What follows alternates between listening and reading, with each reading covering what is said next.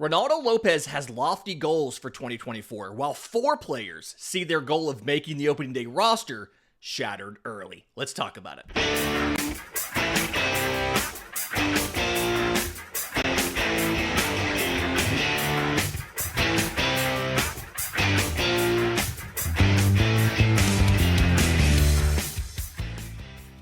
Yes, welcome on in to Braves Today for Wednesday, February 26th, your source of news, notes, and updates on your Atlanta Braves. I'm your host, Lindsay Crosby. You can follow me on Twitter and Blue Sky at Crosby Baseball. You can follow the show on Twitter, Braves_today. We have a Facebook page and Instagram as well, and you can find all of my written work, bravestoday.com. That's the Braves Today Substack, as this is both a podcast and a newsletter. We did not have a show yesterday. Things came up over here for me, had to skip this show. Everybody who reached out, thank you. I had no idea that I was such a integral part of your routines, your daily life, and I appreciate that. I want to get to the roster moves Atlanta made yesterday, sending 4 to minor league camp. I want to get to this reliever competition, but first, we need to talk about Reynaldo Lopez, because there's been a lot of conversation, and on this show included, about how he is potentially a bigger than normal risk to regress in 2025. It's a situation where he significantly outperformed his inputs last year. A 1.99 ERA for Reynaldo Lopez, but that came with a 2.92 fielding independent pitching, so a full run higher, and a 3.94 expected ERA on StatCast, which is they look at the batted balls, right? The exit velocities, the launch angles, all of that stuff, and determine what those would have normally done to estimate your ERA, to try to simplify that a little bit. And that gap, the 3.94 to the 1.99, between his expected and his actual ERA was one of the largest gaps in all of baseball last year. So a common assumption for everybody has been that he's going to regress in 2025. And the question was, how severe would it be? We saw him make his first start of spring yesterday at home against the Red Sox. 2 innings pitched, 1 hit, it was a double, no runs, 1 walk, 2 strikeouts. And even though we don't have StatCast on this, it does look like he has made some efforts and some changes to try and stave off that regression. So let's break down what Reynaldo Lopez did differently in this first start of spring. And again, incredibly small sample size, right? I am not 100%, this is exactly what's going to happen this season. But these are all just things that I have observed and people asked about, and I wanted to explain. There was 3 main changes that you saw from Reynaldo Lopez yesterday. The first one concerned the fastball, okay? It was his primary pitch last year, 55.2%. It's almost a throwback now, where you see a guy with just dominant fastball like that. But it was one of the best in baseball. Plus 19 run value, 97th percentile. It averaged 95.5, so above average velocity there, and he could run it up to 99 or so. And that's a little bit of that is that reliever dog in him, right? He would start off a little bit lower, and every time it got into a situation that mattered, runners on base, 2 outs, whatever, he could ramp up the velo a little bit to get out of the situation. And I think that's part of the reason he overperformed the inputs a little bit, was because he was maybe intentionally holding back a little bit more early in counts, early in innings, compared to what a normal starter would do, and then ramping it up maybe farther than a normal starter would do in those key situations. But the fastball, what he did with that last year was he pounded the zone with that. He threw 64% strikes with the fastball last year. And that's notable because it was the only pitch in his arsenal that he threw for strikes more than 41% of the time. When you face Reynaldo Lopez, you know you are getting fastballs, and for the most part, you know they are going to be strikes. But last year, you knew you were getting fastballs. You knew they were going to be strikes. And for the most part, you knew they were going to be in the middle or upper part of the zone, right? The heat map is centered around the heart of the zone, but he was throwing down the middle of the plate and he was elevating the fastball like a lot of four-seamers do. The difference we saw on Tuesday in that start against the Red Sox is he was also doing a very good job not only locating the fastball up in the zone like he does, but locating the fastball down in the zone. And that's really outside of how four-seam fastballs have been used recently. A lot of the modern idea of the four-seam fastball is you throw it up in the zone because the more induced vertical break you have, which is how much it looks like it's resisting gravity, the more effective it is up in the zone. And he gets a good amount of induced vertical break. He sat about 16 and a half inches last year, which is above average, not by much, but above average in baseball. And guys didn't do that off of the fastball. It allowed a 266 batting average, expected 263, so right there in line, and a 369 slug. A little bit lucky, 409 is the expected slug. But now throwing it down a little bit does a couple things for him. And I think one, if this continues, again, very small sample size, if this continues, I think the first thing they can do for Reynaldo Lopez is just make his fastball be a little bit less hittable because he has a little bit more variety to it, more locations. It's harder to sit not only on that fastball, but you have to pick up or down in the zone if he's able to locate at the bottom of the zone effectively. I like that. And then two, he got 2 ground outs in his 6 outs that he recorded on Tuesday. Last season, Reynaldo Lopez sat at 39% for his ground ball rate, 34th percentile in baseball. And so that's where a lot of the overperformance on the batted balls came in, because he allowed an 8.8% barrel rate. He allowed a 42.2% hard hit rate. Both of those are like 20th percentile, 26th percentile, like not very good. But he got lucky by a lot of those not flying out of the park like you expected them to.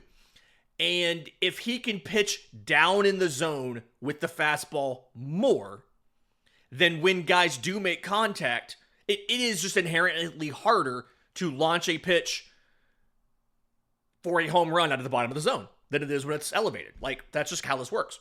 So if he can pitch down in the zone more, it would help him induce more ground balls, right? It is easier to swing over a pitch when it is low in the zone. That just makes sense, right? So I love that. Improvement number 2 is the curveball, okay? The curveball last year, 12% usage, came in around 77 miles an hour. 2-plane break, honestly, an ordinary, in the words of Eno Sarris, a boring-ass curveball, right? The movement profile is exactly what you expect the movement profile to be of this pitch, right? It's 2-plane break, but it ends up exactly where you think it's going to end up. The curveball we saw yesterday, which, oh, by the way, and last year, that curveball was almost exclusively to lefties. 92% usage to lefties, right? The one we saw yesterday was slower with a different shape, right? So rather than sitting 77 like it did last year, it was really nice speed, 69, 70 miles an hour, so a lot slower than we were expecting. And think about if he's throwing fastballs at 95, and then you get a 69 mile an hour curveball. How much of a difference that is on your timing, right? And it had more of a kind of a loopy 12-6 shape. The arm speed matched up really well with the fastball, but when it came out, I'm not comparing his curveball to these guys' curveballs. But think about when you would watch a Max Fried curveball or a Clayton Kershaw curveball, how they had a little bit more of a loopy shape to them, right? They almost had that little hump when they came out of the hand before they dropped, and they dropped more vertically, maybe, than what Lopez's did last year. That's more of the visual look of the curveball now. No StatCast in Atlanta's spring training ballpark, which is honestly a travesty. It's 2025, get with the times.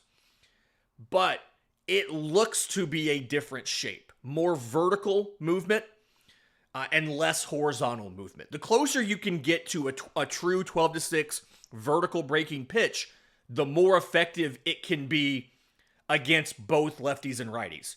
So when we get it in StatCast Park, if it is closer to true vertical than that equal parts horizontal and vertical break, then you're in a situation where it can be used more against righties as well, so it can help in both situations.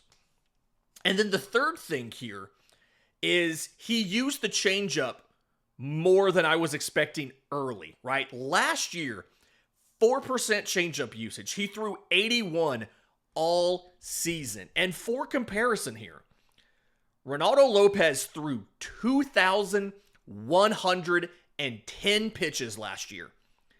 81 of them were changeups. Now, it wasn't great. -2 run value, and that is one where you accumulate more run value the more pitches you throw. Being at -2 with only 81 thrown is not great, okay? He allowed a 263 batting average on it. The expected was a 345. So, small sample size here. It's hard to say, yeah, it clearly overperformed. He literally had 13 batted balls on that. The slugging was a 737 off of an expected of 794. But again, 13 batted ball events on that changeup. And if it has improved, which I couldn't necessarily, we don't know for sure how much movement it had. Last year, it had below average drop and below average horizontal movement. So its real core competency there was just the velocity difference. It looked to be moving more yesterday. And if in fact it is an improved version of that changeup that does move more, it should give him another weapon against lefties, so where he can have a full 4-pitch mix against lefties. And then now that the curveball is more vertical, he can have a true 3-pitch mix against righties. Again, right-handed hitters, he threw 22 pitches all year to them that were not four-seam fastballs or sliders. And the four-seam and slider together were like 900 pitches. So he barely used anything besides a reliever arsenal against righties. There's been a lot of concern that he can regress. But if this curveball improvement is legit, if this changeup is a little bit more, even just to average movement, he can be a more well-rounded pitcher with more weapons that will help him avoid that regression that we're all expecting. To his credit, talking to the media afterwards, he said his goal is 200 innings next year. Now, no Braves pitcher has done that since 2015. We had 2 of them in 2015, Shelby Miller and Julio Teheran. But if he can get outs more quickly in a situation like this, it's entirely possible that maybe, we could actually see him make a full contingent of 30, 32 starts and reach 200 innings. In just a minute, let's talk about what we saw from some of these relievers. A lot of interesting and good stuff, and this battle is still hard to figure out. We'll do that next, right here on Braves Today. Welcome back to Braves Today. Lindsay Crosby talking about the spring training games from Tuesday, and specifically what we saw out of the pitchers. And I really struggled with this because there was, again, it's even smaller sample sizes. All these dudes were throwing 1 inning. But we saw some really good things out of a lot of Braves relievers. Jake Diekman was one of the first guys out of the pen to replace Lopez. 1 inning pitch, 1 hit, 2 strikeouts. The fastball was sitting 93-94. The sweeper looked really good. And we had talked about one of his main issues, Jake Diekman's main issues, was walking guys. And he looked to be around the zone enough where he shouldn't run a ton of walks. And again, incredibly small sample. It is so hard to try to draw legitimate and meaningful conclusions. But if Jake Diekman can bring down that walk rate 1%, 2%, you're absolutely in a situation where maybe he sticks in the bullpen as a veteran option. The issue is you can't just shoo him into the left-handed pitching spot, the third spot in the pen behind Dylan Lee and Aaron Bummer, because Angel Perdomo looked pretty good too. He was also throwing 92, 93, but guys were swinging through it like it was 95, 96. His extension is close to 7 feet of extension. It's up there like, correction, pre-injury, we don't have StatCast numbers on this. Pre-injury, it was 6.9 feet of extension, 86th percentile. It's entirely possible while working on his mechanics after the injury, maybe it's even better. Guys were swinging through it like it was better. Obviously, the more extension you have, the closer to the plate you release the ball, the higher the perceived velocity is. It feels like it's faster because it's traveling less distance than somebody with poor extension. Part of the reason Spencer Strider's fastball is so good, he gets great velocity on it, but he also gets absurd extension because he specifically worked on his mechanics to do that. So you've got that. The slider looked good. The command felt like it was a little bit spotty, something you totally expect for a guy coming off of Tommy John. The command's one of the last things to come back in those situations. But he got some whiffs. He struck out Trevor Story. If the command is still a little iffy, it's possible the Braves start him on the IL. You can get 30 days of a rehab appearance of Angel Perdomo. It gives them a chance to try some of these other veterans in the pen without having to lose anybody, right? We've talked about this before. Sometimes the veterans have that clause where 5 days before the regular season, they have to be added to the roster or they can elect free agency. And then there's 2 more dates in the season. It's entirely possible they start Perdomo on the IL to get him some rehab appearances so he can make sure he's good and use that to keep one of these veterans who could possibly opt out. A Dylan Covey, Jake Diekman. Again, I don't know if any of these guys have those clauses in their contracts. Typically, if you finish the previous year on a 26-man roster and then signed a minor league deal the next season, you're an XXB free agent. That's a classification in the CBA, and you have the ability to opt out. Kurt Casale can do that. I know that for a fact. Kurt Casale can opt out. Buck Farmer got an inning, no hits, no runs, no walks, 1 strikeout. He did allow a hard hit ball to center field. Michael Harris plays center field, so it was not an issue, but he looked good as well. Anderson Pilar, the actual statistics for him on this, 2 hits, 1 run, in 2/3 of an inning. He got 2 strikeouts for his 2 outs in the 4 batters he faced, but he did give up a run. But I can see why the Braves took him in the Rule 5 draft, and I can see why they're giving him a shot to stick on the roster. Cutter was sitting there in the mid-90s. I liked what he was doing with the cutter-slider combo. He would throw the cutter, if I remember right, the at-bat I was watching, he was facing a lefty, right? So he'd throw the cutter outside. He's a righty, so to the arm side and up a little bit. And so like it was pretty much coming off of where you thought it would based on the arm slot and the release point. And then he would throw a slider from the exact same release point and arm slot, but it would break across the plate and end up down and into a lefty. And I can see how that's a very potent 1-2 combination. Your issue is obviously you have to be able to backdoor that cutter to get strikes, and you have to not leave the slider in the zone. If it doesn't break enough, it's going to hang in the middle of the zone and get crushed. I can see why the Braves took a shot on him, though. It was an interesting mix there. That was really fun to watch. Full disclosure, I was asked about Wander Suero, my thoughts on Wander Suero. He did not pitch in the televised game. He has pitched this spring, but I have not seen him. My apologies there. I was specifically asked about that. I don't know. I have not seen him. Over in the Pirates game, The Braves split squad. They went to Bradenton to play the Pirates. That is a StatCast park. Spencer Schwalbenbach looked awesome. Or, correction, the stats on Spencer Schwalbenbach on StatCast were awesome. Again, not televised. Nobody could watch this unless you were there. But just about everything was up in velocity. He was cutter, sinker, slider, four-seam, curveball, splitter. Everything looked really good. He was getting more movement on some of his pitches than he had in previous seasons as far as the four-seamer moved more, the cutter moved more, the velocity were up on a lot of things. Hurston Waldrop did pitch in that game. He struggled a little bit. We're going to get to him in just a second.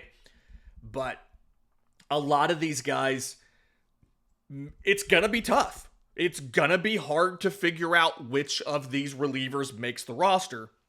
And ideally, the rest of them, you can keep them in Gwinnett, and you can keep cycling and rotating them through. It feels like you've gotten, 10 guys that could all be your last spot? The rule of averages says that somebody has to pop out of this group. Somebody has to hit out of this group. And if they do, you have what could be a very good bullpen again. In just a minute, let's talk about the guys who are not going to be part of that pen because they were already sent down to minor league camp. We'll do that next, right here on Braves Today. Final segment of Braves Today for Wednesday, February 26th, talking about spring training games for Tuesday, the two split squads, and the roster moves the Braves made. They announced these in the afternoon on Tuesday. They have sent 4 players to minor league camp. 2 starters, Hurston Waldrop and Dylan Dodd.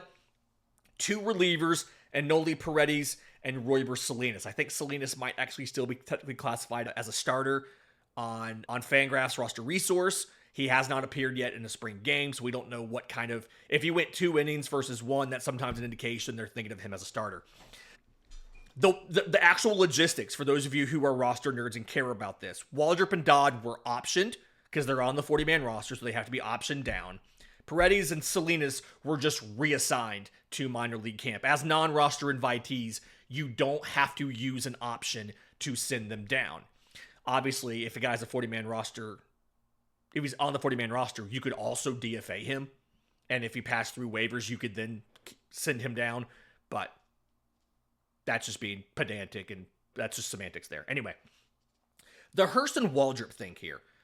He pitched an inning in that game. It was fine. He didn't allow any hits or runs. He didn't strike out anybody. He gave up a walk. But he just really struggled to throw strikes. I think that was the big thing here.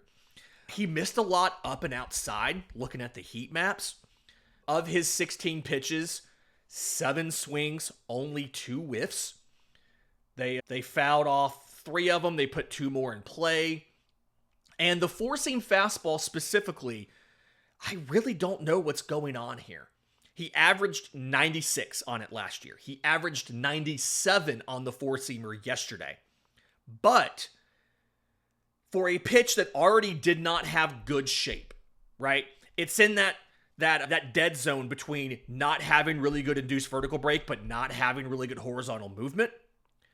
It had less vertical break, less induced vertical break than last year, but also had less horizontal movement. So the velocity ticked up, but it became even more of a dead zone fastball than it previously was. And dead zone fastball, for those of you, the non-pitching nerds here, that means it moves exactly like you think it would. It's not backspinning enough to resist gravity where you swing underneath it, but it's not moving horizontal enough where it moves off of the barrel of the bat and you get weak contact. It's getting closer and closer to just perfectly straight, which is the last thing you want any pitch to do, because then the only way you avoid it getting crushed is for the velocity to surprise a guy. That's it. Ideally, it's going to have a lot of vertical break of induced vertical break, and guys will swing underneath it, or it's going to move horizontally so that it doesn't get crushed. And it's doing less of both of those than it did last year. Again, it's still spring. It's still spring. It's 1 inning. But it's not a good trend for a guy that already had questions about the fastball command and about his ability to stick as a starter. The fact that they went ahead and sent him down now in the first group of cuts tells you that they are not yet convinced he is ready to contribute at the major league level. Dylan Dodd, we talked about him on Monday's show over the weekend. 3 hits, 2 earned runs, took a loss and a blown save. Insult to injury there. Paredes, his 1 inning he's pitched so far, 3 hits, a run. All of these guys, you can see a strike throwing issue, right? 16 pitches, 8 strikes for Waldrop. Paredes, 25 pitches, 13 strikes. Dodd was okay, 17 pitches, 11 strikes. But it's just an inability to either throw enough strikes or miss enough bats to be effective at the major league level. They're already starting to pare this down because of that. And the reason they're having to pare this down is because they've got to give as many plate appearances as possible, or batters face as possible, to the guys who could contribute this year. Baseball Prospectus had a great piece the other day that came out over the weekend, I think, on continuity. And it was talking about how many of a team's innings and at-bats they're bringing back from year to year. And in that piece, a little fun nugget in there, the Atlanta Braves had the fewest relief appearances in baseball last year with 481. That is statistically not likely to continue. Things like that where and the Braves had some injuries in the pen, right? AJ Minter was hurt. But things like that tend to regress back to the mean. And so it is likely that the Braves have more guys, or need to use more relievers in 2025 than they used in 2024. So they've got to figure out, of all of these guys they brought to camp, they need to see as much of them as possible to figure out what is the best mix for opening day and who are the guys we can call on if the first time there's an injury, right? We've got to figure this out now. And so that's why they're already sending guys down, because they know Dylan Dodd's not going to be the guy. Hurston Waldrop's not going to be a guy on opening day. Paredes isn't going to be a guy on opening day. Salinas, I didn't think he was going to pitch anyway. I thought he was hurt. I was surprised he was even invited, but they probably just wanted him there because he's a veteran. That's the thing that they like to do. Now they can continue giving innings, batters to other relievers to figure out who's going to be the guy. Which reliever has stood out to you so far in spring? Let me know. I'm on Twitter at Crosby Baseball. Shows on Twitter, Braves_today. You can email me, contact@bravestoday.com. Let me know what you think about the relievers you've seen so far in spring, whether it was on a broadcast or just you've seen their stuff on StatCast and want to know more about it. In the meantime, if you're listening on audio, do us a favor, leave us a 5-star review. If you're on YouTube, subscribe to the channel, hit the notification bell so you know when we drop that next episode, and maybe also leave us a 5-star review with some kind words. That'd be super cool. Until next time, this has been Braves Today.